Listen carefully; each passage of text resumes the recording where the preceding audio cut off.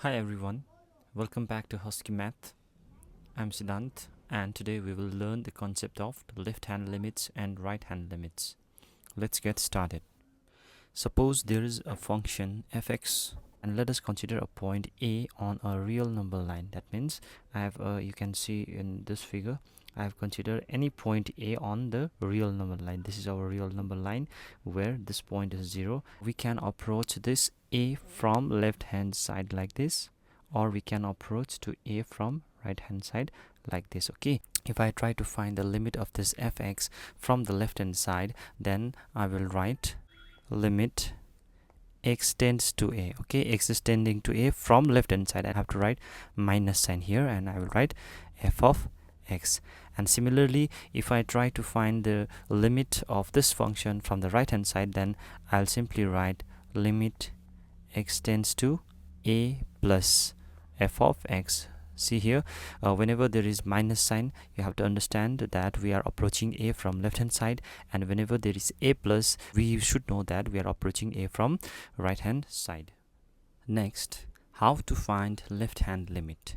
Suppose there is a left hand limit, that is limit x tends to a minus f of x. We have to put x equals to a minus h. Okay, and as x tends to a, so now if I put x as a, then it will be a equals to a minus h.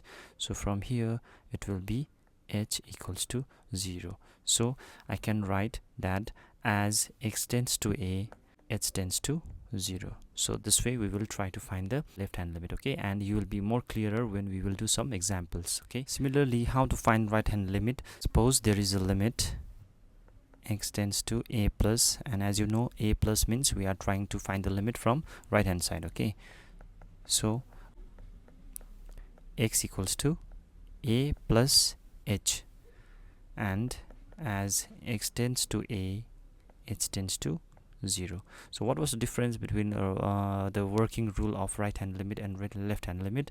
You just notice that in right hand limit we will put x as a plus h, and in left hand limit we put x equals to a minus h. Okay. Next, this is very important, the limit of a function.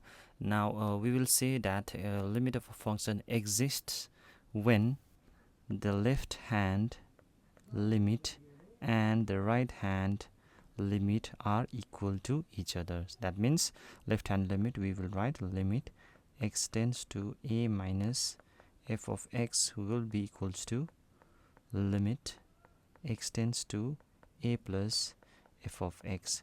If these two values are equal, then we say that a limit of a function exists. So we will simply write this both values equals to as simply limit x tends to a f of x. Okay, we will not write minus or plus here at the end. Okay, if left hand limit and right hand limit are equal, then the limit of the function exists.